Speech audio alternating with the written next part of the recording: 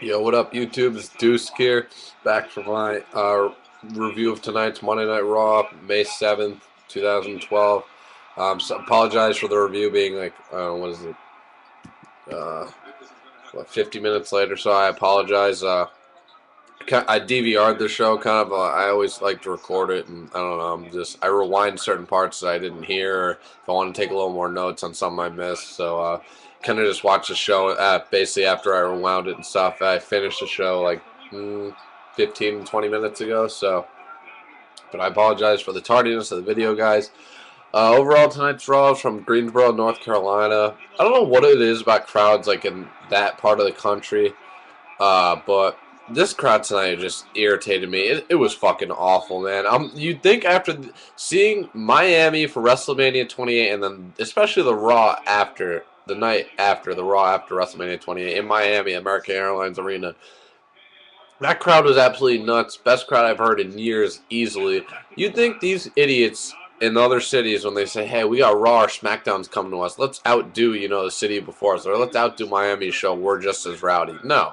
They sit on their asses, and I swear that it just seems like they're there for the lights and all the effects and the pyro and the music, the entrance. All the effects that comes with WWE live events. Fucking douchebags. When I go to a live event, whether it's Raw, SmackDown, a house show, or pay-per-view, whichever one it is, I make sure my voice is heard. I get into it. I'm nuts because it's not that often you get to go to a WWE event, like live. I mean, they're unlike anything else live. I went to Backlash 2009. It was in Providence, uh, Rhode Island.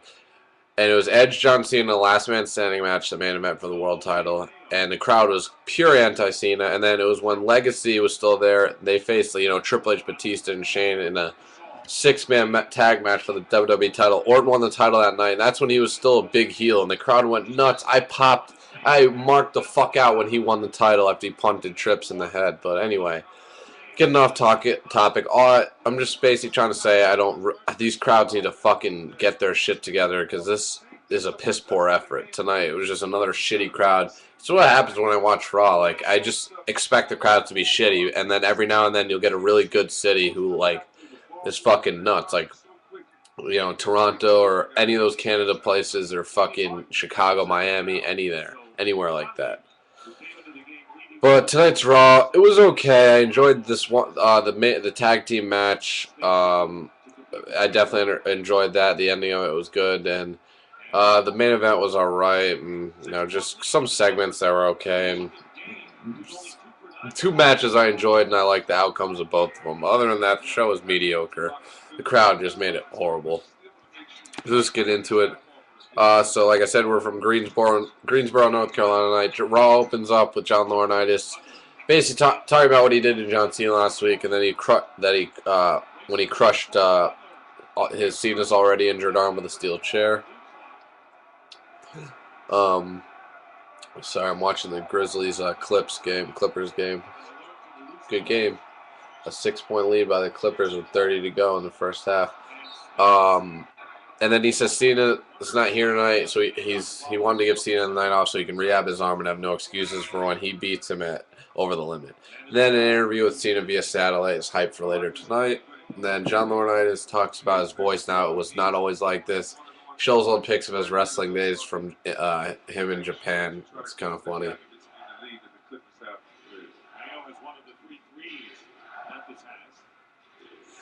He says he's Hulk Hogan, The Rock, and Stone Cold Steve Austin all rolled up into one. Yeah, okay, Ace. He really is fucking horrible on the mic. Like, I swear to God, holy shit. I swear to God, I could cut better promos than John Laurinaitis, and I don't even work in the wrestling industry. Like, come on, man. It can't be that hard. And granted, you're in front of a lot of people, but, you just sound like you're reading the script, but you're not. You're just struggling to remember your lines. Again, I don't mind John Laurinaitis. I think he can play a pretty decent heel GM, but his mic work is just god-awful. Then he says, God bless everyone, God bless people power, and may God have mercy on John Cena. Kind of like that. Then out comes CM Punk. The guy in the front row has a sign that says, I'm CM Punk's drinking buddy. I found that kind of hysterical. Then Punk tells John Laurinaitis he's still, even after becoming GM of both Raw and SmackDown and WrestleMania, you still don't have a clue as to what the WWE or what these people want to see. Says he's here to. Punk says he's here to help though. Says you and I, Johnny, are going to start backwards and work our way to the top. And Punk says, first of all, the WWE universe doesn't want to see what the WWE universe doesn't want to see is him, John Laurinaitis. Then Punk tells Johnny Ace straight up that this was about him being upset that he put all the chips on the table with Brock Lesnar, and then John Cena beat Lesnar. And then Punk says the only reason Laurinaitis went to Japan was because no one wanted to pay a dime to see his rotten ass wrestle here in the States. Punk says Laurinaitis was a joke back then, and he came back, and he's a joke. He's still a joke now. Then Punk says after he beats Daniel Bryan Over the Limit, he's going to watch Cena beat John Laurinaitis. Punk makes fun of Johnny Ace some more, and then Ace tells Punk tonight he's going to face Lord Tensai. And basically, Laurinaitis saying, I'm sick of this disrespect. You're going to face Lord Tensai. So Punk says he can't wait till out Over the Limit to watch Cena make John Laurinaitis tap out. We then see Big Show walking backstage. His match is up next. Commercial. Back from commercial. We get a backstage segment with John Laurinaitis and Eve. And basically, John Laurinaitis walks into Big Show and Show makes fun of Laurinaitis' voice, and Eve turns around. Man, she looks so fucking sexy as Johnny Ace's executive administrator, and her heel character makes her that much more sexy. She is fucking beautiful. I love Eve. Damn, I want to see more of her in the ring too. She can go. My girl can go. So yeah, and Eve basically tells Show to apologize or whatever. So that shit happens. Then Big Show versus out next to him is Cody Rhodes. We're back to the arena. Cody Rhodes followed by the Big Show. So the Big Show versus Cody Rhodes in a rematch for the Intercontinental title. The match was 2 minutes long. Cody basically got counted out. He walked out, took his title, walked to the back, counted out, so he retained his title. Show got on the mic after, says, "Come on, Cody, come back down. Don't take the cowardly way out." And Cody walks to the back after hearing this. And Show says if I have to come back there and find you myself, it's going to be a lot worse. Eve's music hits, and out she walks. My goodness, her legs. This girl, her body is just unbelievable. God damn. My favorite diva in WWE right now, hands down, Eve. She can go in the ring, and she's playing her fucking part well, right to the T. Perfecto. So yeah, he walks out and she basically tells Show to apologize for making fun of John Laurinaitis' voice. Like I said, she's looking fine as hell. And then he says, "I'm sorry." And she says, "No, I didn't ask you to say you're sorry. I asked you to apologize for making fun of John Laurinaitis' voice." And she says, Show, there's not a lot of room outside of this business for a 7 foot, 441-pound, 40-year-old freak. I actually kind of found that kind of funny. Show reluctantly apologizes. He leaves the ring as Eve looks on. Cole hypes up Punk vs. Lord Tensai for later. Then King hypes up a tag team match for later tonight with Randy Orton teaming with Sheamus to go against Chris Jericho and Alberto Del Rio. Commercial. Back from commercial. We see a clip of R-Truth and Kofi Kingston winning the tag team titles from last week. So then out comes Kofi Kingston, accompanied to the ring by R-Truth. And now next is Vicky Guerrero, who introduces Dolph Ziggler as he makes his way to the ring with Vicky along with Jack Swagger. And during the match, we saw AW backstage with the former tag team champions Primo Apico and Rosa Mendez, who apparently they signed a deal with AW, so they got his services now. And then so they're watching the match backstage, and during the match, Mason Ryan walked up and stood next to them and just watched the monitor. And I just read, actually, apparently he's going to be Dolph Ziggler's new bodyguard. I think that's a great move. Keep Mason Ryan heel, because you brought him back as a face, bring him back as a heel, a big dominant heel. This could bring Dolph to the top. He just needs to ditch Vicky, man. Hey, let's swagger at Vicky. Dolph, you're better than that, man. You're way too talented. You don't need fucking Vicky Guerrero to drag you down. Mason Ryan be a bodyguard for you, help you win matches, become a top heel, work your way to the top WWE title, World Heavyweight Championship. So yeah, Dolph Ziggler versus Kofi Kingston. This match went 3 minutes. Ziggler won with a distraction from Vicky and Swagger, and he allowed him to hit the zigzag on Kofi for the 1, 2, 3. So I thought Mason Ryan was going to debut tonight as Dolph's bodyguard, but obviously that was the start of the angle tonight, so maybe we'll see it next week or the Raw before Over the Limit, maybe after Over the Limit or at Over the Limit. Who knows? And then, so yeah, we go to commercial. Oh, then we see Cena backstage getting ready for his interview via satellite. It is a 51-40. They're known for rebounding. He's known for scoring. Where to go for that? They're not. They're up. It's all right. But that's not the point. He's all right. He's prepared for the next. We go to commercial. You can't prepare for the next series. Back from commercial, Cole's in the ring. He introduces Cena to everyone, and he's up on the Tron. Cena says there's no permanent. Cole basically asks Cena how's your arm. Cena says there's no permanent damage. Technically, he says I'm medically cleared. He says he basically has to get his elbow drained twice a week. Yeah, twice a week. And then Cena said there's a group of the doctors told him that he shouldn't compete for a few months, like the summer. And Cena says there's nothing that can keep him out of the ring. Oh boy, yeah, we all want to see that, don't we? And then Cena says he doesn't want anything to happen to John Laurinaitis. He doesn't want him to get fired or anything like that until after the Over the Limit, after he beats him. And then Cole says he's pretty impressed with John Laurinaitis, actually. And he asks Cena, are you actually kind of scared? Cena says in 13 days he's going to kick John Laurinaitis' ass. So then we see Layla and Kelly walking backstage. Damn. We go to commercial. Back from commercial, Natalya and Maxine are in the ring. So, alright, first of all, Mappy Natalia's farting gimmick, I guess, is pretty much done, because that was just weird. I'm glad that subsided. But, so she's a heel now? I don't, I swear, the Diva face heel turns now are ridiculous. Then out next comes Kelly, followed by the new Divas champion Layla, and Beth Phoenix is at commentary joining King and Cole for the match. So it's Layla and Kelly versus Natalya and Maxine. This match lasted less than a minute, probably 45 seconds. Like, wow, WWE really care about your women's division, Divas division, whatever. Layla and Kelly got the win after Lay hit her layout neck breaker. She looks beautiful, man. She's a fucking good-looking girl. Kelly is always hot as fuck.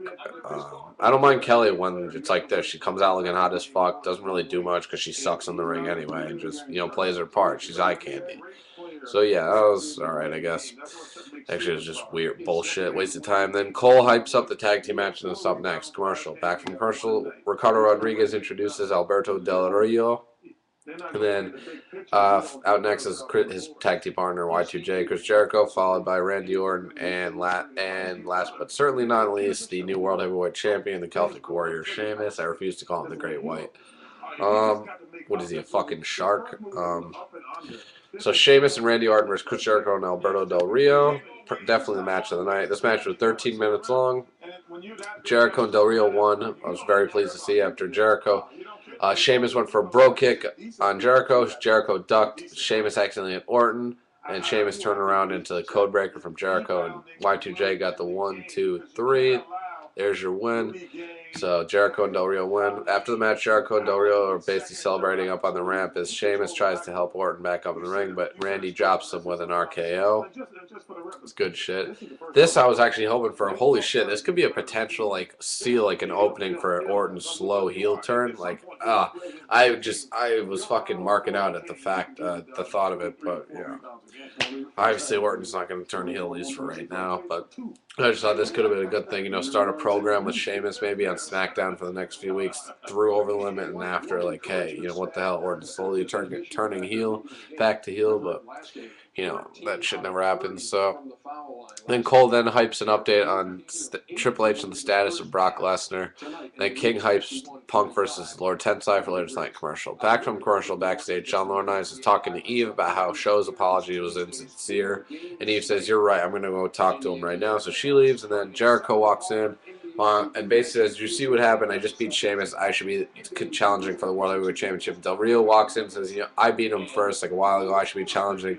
Then Orton walks in and says, points to Del Rio and Jericho, says, "Both of you know I should be champion, number one contender. You both know that." And Jericho tells Orton, "You better watch, get out of here, Orton, before something bad happens to you, someone gets hurt." And Orton throws a right hand at Jericho, and then Del Rio and Jericho start beating down on Orton. Sheamus walks in, and they both chase Del Rio and Jericho out, and then Sheamus, gets in Orton's face, say, "Hey, what was with that RKO back in the ring, fella?" And or RKO back in the ring, and Orton says, "What was with your clumsy ass kicking me in the face?" And Sheamus says, "It was an accident." And Orton says, "There's no accident out in that ring. There's no accidents, fella." And he says, "I'm coming for your title," basically. So Sheamus says, "You want to step up anytime?" So that was a good segment. I enjoyed it. So then, then John Laurinaitis tells Sheamus, after all of them walk off, that he'll now defend his title over the limit in a fatal four-way match. So Sheamus, Del Rio, Orton, and Jericho. I'm looking forward to that. So the Jericho-Punk feud pretty much is dead. So I thought it may actually continue after Extreme Rules, but So yeah, at least Jericho's getting another title shot. Now comes Brodus Clay. Yawn. Next out is Miz, who says instead of competing for the WWE title, he's facing Brodus. I'm facing this, like Brodus Clay. Miz tells Brodus after the match he should call his mama and tell her that he's the Miz and he's awesome. The Miz versus Brodus Clay. This match was 5 minutes long. Miz got in some offense, but you all knew what was going to happen in the end. Brodus won with a splash. I'm so fucking pissed, man. This gimmick is just such a waste. It's done. There's no point with it right now. It basically it's over. It's overstayed its welcome. It's run its course, if you will. That's what I was trying to say. Just he needs to stop. I mean, the crowd's not into it at all. Granted, this crowd sucked balls tonight, but you can tell they're not into it. What is reality? So if the killer sticks to the path, And yeah, so then Cole hypes Triple H. Brock Lesnar news up next. Commercial. Back from commercial. We go get a video package of Brock Lesnar and Triple H angle that started last week. Cole hypes Triple H live next week to address the whole situation, so that should be good. And then Brock Lesnar's music hits, and out comes, I was like, holy shit, he's in here. And then out comes none other than Paul Heyman. And I gotta tell you, I was marking out, like, holy fuck. Paul Heyman, hell yes. Hell fucking yes. It's great to see Paul Heyman. I've always been a fan of his. Obviously, innovator of ECW. Just he cuts great promos, and he's just a real. He's got a brain for the industry. He's a great wrestling mind. Always been a fan of Paul Heyman. Respect the hell out of him. Happy as hell to see him tonight. That was great. Paul Heyman gets in the ring, basically takes the mic, and Paul says, he's here as Brock Lesnar's representative. He's like, talks about Lesnar's been disrespected by everyone since day one. That's why he left the WWE 8 years ago, because of the corporate politics and all of that. And then he comes back to the same stuff. Says today's WWE is so image conscious than it was compared to 8 years ago when he was last here when he first aligned with Brock Lesnar. And Heyman says Lesnar feels betrayed, and then he says Brock Lesnar is the only man in history to hold the NCAA national title, the WWE undisputed title, and the UFC heavyweight title. It's true. He's got a point. And Heyman says he could go on about Brock's accolades all day. Heyman then reads Lesnar's statement. This is an official statement from Brock Lesnar. He basically, all it says is, a bunch of stuff, and basically what it comes down to is Brock says he's never coming back because I quit. And so the crowd obviously popped that. Heyman leaves the ring after that. But it's obviously just storyline. It's going to happen. Brock Lesnar and Triple H at SummerSlam. It's going to happen. And hell, I wouldn't be surprised if Paul Heyman came back too for a couple more good God Almighty. Sorry, I just saw a horrendous picture of Charles Barkley. NBA on TNT is great stuff. If for those of you who like basketball, sorry, just getting distracted. But anyways, so I guarantee you Paul Heyman will be back. This won't be the last time we see him in WWE. I wouldn't be surprised if he came back with Lesnar next time he comes back, confronts Triple H, and maybe accompanies him to the ring for their match at SummerSlam. You never know, but all I know is it was good seeing Paul Heyman tonight. Real fucking good, man. Nostalgia at its finest. Last time I saw him was ECW 2006, 2007. The WWE's ECW. So it was good seeing him though. Always enjoy Paul Heyman. Entertaining. That's probably the best part of the night, to be honest. So then he said after he leaves the ring, because we know, Brock didn't quit, obviously. We then get a clip of what happened at the beginning of the show with Punk and John Laurinaitis.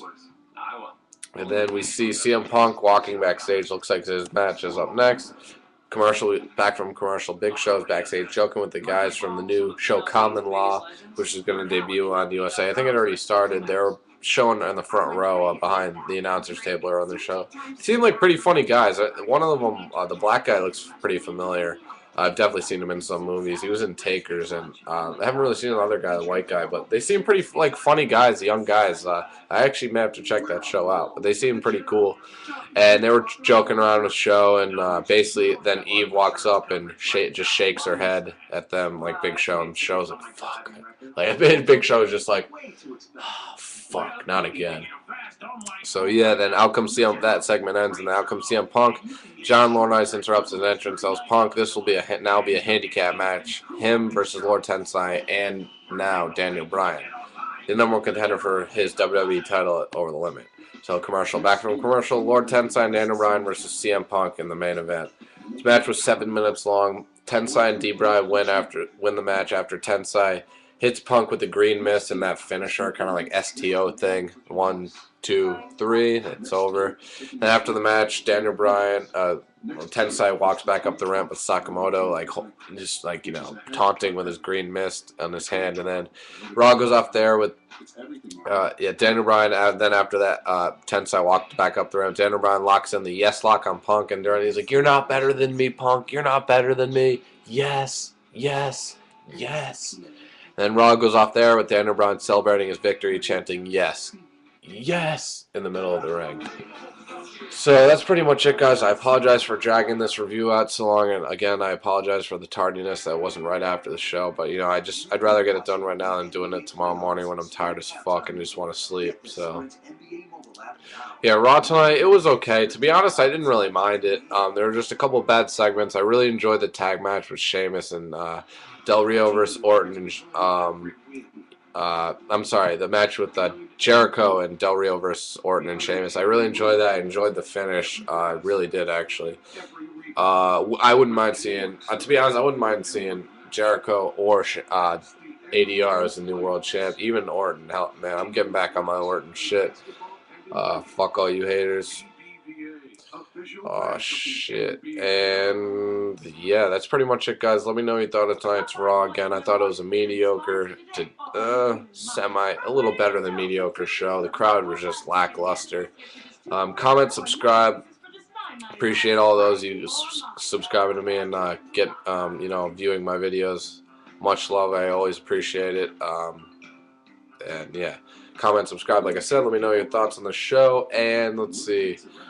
I may do a video a little later in the week. I'll let you know. I'll post it. Well, this new layout, I don't even know if I can post a bulletin anymore. But my next video definitely won't be till next. It definitely won't be wait until next Monday. I want to do a video or two on a couple different subjects. So I'll keep you guys updated on that. And yeah, that's pretty much it. So far the card at Over the Limit.